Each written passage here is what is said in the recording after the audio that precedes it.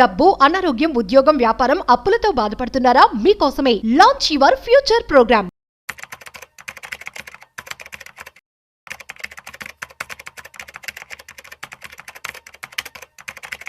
Suman TV ప్రేక్షకులకు స్వాగతం. నేను doctor Anil Kumar Bachchu, certified financial planner. చాలా మంది కొత్తగా మ్యూచువల్ ఫండ్స్లో ఇన్వెస్ట్ చేద్దాం అనుకునే ఇన్వెస్టర్స్ అందరూ కూడా అడిగే ఒక కామన్ ప్రశ్న ఏంటంటే, ఏ మ్యూచువల్ ఫండ్ బెటరు? ఏ ఫండ్కి అయితే ఎన్ఏవి ఒక యూనిట్కి ₹10 ఉన్నది బెటరా, ఆర్ ఒక ₹100 ఉన్నది బెటరా, ₹200 ఉన్నది బెటరా, ఎందులో ఇన్వెస్ట్ చేస్తే మనకు మంచి రిటర్న్స్ వస్తాయి అని క్వశ్చన్ అడుగుతూ ఉంటారు.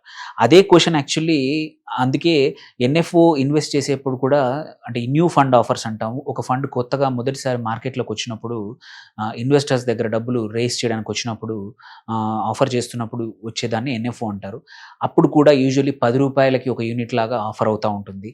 సో ఆ టైంలో ఎవరన్నా ఒక ₹1,00,000 ఇన్వెస్ట్ చేస్తే ఒక 1000 యూనిట్లు వస్తాయి.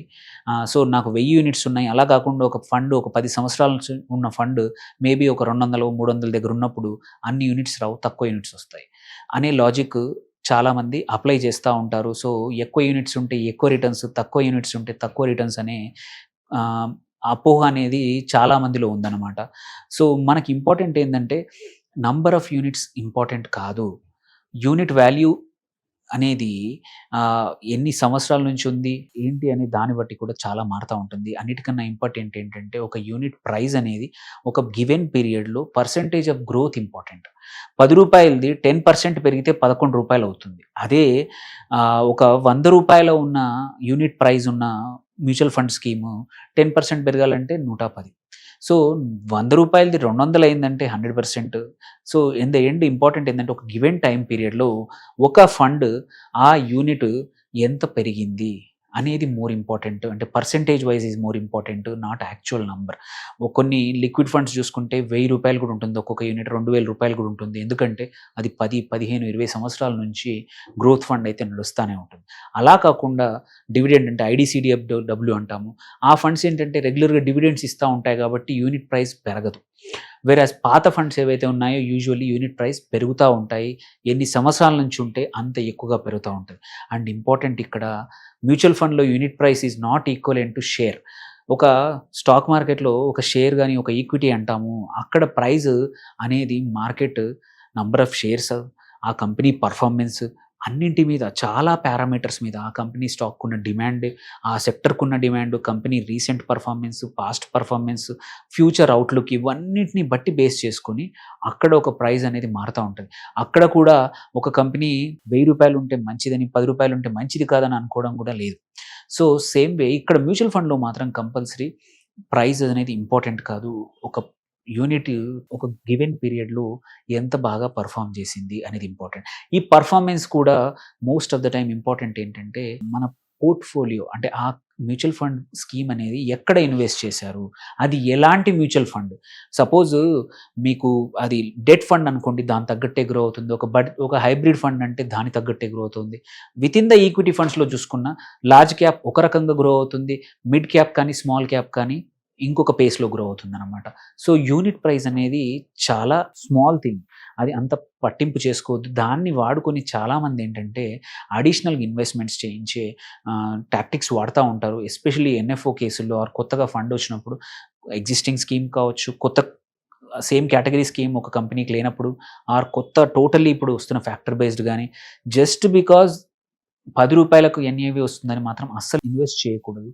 మీకు మీ రిస్క్ ప్రొఫైల్ తగ్గట్టు, ఆ థీమ్, ఆ ఇన్వెస్ట్మెంట్ థీమ్, ఆ స్కీమ్కి మీకు తగ్గట్టు మీ పోర్ట్ఫోలియోలో గ్యాప్ ఉందా, అది ఫిట్ అవుతుందా, మీకు ఆ వొలటిలిటీ తట్టుకుంటారా, ఆర్ మీకు ఆ స్టెబిలిటీ, కావాల్సిన స్టెబిలిటీ ఆ ఫండ్లో ఉందా, మీకు కావాల్సిన రిటర్న్స్ ఆ ఫండ్ ద్వారా వస్తాయా, ఆ ఫండ్ ఎలాంటి కంపెనీస్లో ఇన్వెస్ట్ చేస్తూ ఉంది, ఆ ఫండ్ మేనేజర్ యొక్క అనుభవం ఏంటి, ఆ కంపెనీ ఎంత బాగా పర్ఫామ్ చేసింది, ఈ ఫండ్ మేనేజర్ ఇంతకుముందు మేనేజ్ చేసిన ఫండ్స్లో మార్కెట్ టఫ్ టైమ్స్లో ఎలా పర్ఫామ్ చేసింది, ఆ ఫండ్ యొక్క కన్సిస్టెన్సీ ఏంది, తను ఇంతకుముందు మేనేజ్ చేసి, ఇవన్నీ చూడాలి తప్ప ఓన్లీ ఎన్ఏవి అస్సలు చూడకూడదు.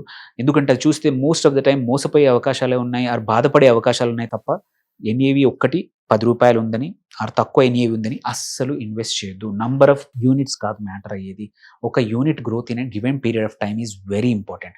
అండ్ అన్నిటికన్నా important, returns are proportional to the growth of NAV. But number of units కాదు. నంబర్ ఆఫ్ యూనిట్స్ మ్యాటర్ ఏంటంటే size of the investment always important. దానికి తగ్గట్టే సైజ్ గ్రోత్ పెరుగుతుంది కాబట్టి బట్ ఇట్స్ ఆల్వేస్ ఒక గివెన్ పీరియడ్‌లో ఆ ఫండ్ పర్ఫార్మెన్స్ ఎంత ఉంది, ఎంత పర్సెంటేజ్ ఎన్ఏవి పెరిగిందనేది ఇంపార్టెంట్ అనమాట. సో ఇన్వెస్ట్‌మెంట్స్ కూడా మనం చేసే ఇప్పుడు మ్యూచువల్ ఫండ్‌లో quality of fund is important, not the NAV. So ఇది అందరూ తెలుసుకోవాల్సిన విషయం. చాలా నేను ప్రతి కొత్త ఇన్వెస్టర్స్‌కి ఎడ్యుకేట్ చేయడానికి మాక్సిమం టైం దీని మీదే పోతుంది. ఎందుకంటే ఈ మిస్‌కన్సెప్షన్ అనేది చాలా బలంగా ఉంది జనాల్లో. ఎందుకంటే మీ దగ్గర ఎక్కువ యూనిట్స్ ఉంటే ఎక్కువొస్తాయి అనే అపోహ మాత్రం అస్సలు సరి కానే కాదు. Absolutely wrong. సో హోప్‌ఫుల్లీ ఈ అంటే ఎందుకు ఎన్ఏవి చూడకూడదో అర్థమైందనుకుంటాను. సో నెక్స్ట్ టైమ్ ఇన్వెస్ట్ చేసేప్పుడు ఎన్ఏవి చూడకండి. ఆ ఫండ్ యొక్క మిగిలిన పారామీటర్స్ అన్నీ చూడండి. క్వాలిటీ చూడండి. దాన్ని జడ్జ్ చేసుకొని మీకు అది ఎస్ఐపి ద్వారా అయితే ఎస్ఐపి మంచిగా మీకు లాంగ్ టర్మ్ కోసం కావాలి. నేను ఒకేసారి పెద్దగా అమౌంట్ ఇన్వెస్ట్ చేయలేను అనుకున్నప్పుడు ఎస్ఐపి ద్వారా కొత్త ఫండ్‌లో ఇన్వెస్ట్ చేయండి. ఎన్ఎఫ్ఓలు రాంగ్ అనట్లేదు. బట్ క్వాలిటీ చూసుకొని చేయాలి. ఎందుకంటే కొన్ని ఎన్ఎఫ్ఓలు మనకు సూట్ అవుతాయో లేదో తెలీదు. సో స్టడీ చేయండి. ఆ ఎన్ఎఫ్ఓ యొక్క డాక్యుమెంట్స్ స్టడీ చేసి మీకు ఒక అడ్వైజర్ ఉంటే అడ్వైజర్‌తో మాట్లాడండి.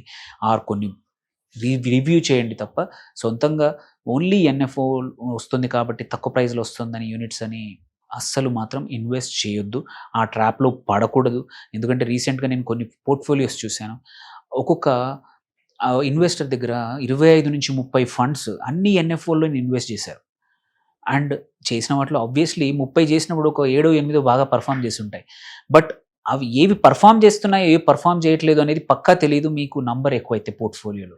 అందుకోసమే స్ట్రక్చర్డ్‌గా ఒక పోర్ట్‌ఫోలియో బిల్డ్ చేసుకొని ఒక 6, 7 ఫండ్స్ పెద్ద అమౌంట్ ఉంటే 6, 7 చిన్న అమౌంట్ ఉంటే 3, 4 ఫండ్స్‌లో లిమిట్ అయితే ఏంటంటే ఎన్ఎఫ్ఓ ఇన్వెస్ట్ చేసినా సరే మనకు సూట్ అవుతుంది. అంత లాంగ్ టర్మ్ కానీ ఆ ఎన్ఎఫ్ఓ తగ్గట్టు ఆ ఫండ్‌కి తగ్గట్టు మనకు సూట్ అయితే మనం చూస్ చేసుకోవాలి. సో అందుకే ఎన్ఏవి చూడకండి. క్వాలిటీ ఆఫ్ ఫండ్ చూడండి. మంచిగా ఇన్వెస్ట్ చేసుకొని మీకు తగ్గట్టు ఇన్వెస్ట్ చేసుకొని మంచి రిటర్న్స్ పొందండి. Thank you for watching. Signing off doctor Anil Kumar Bachu.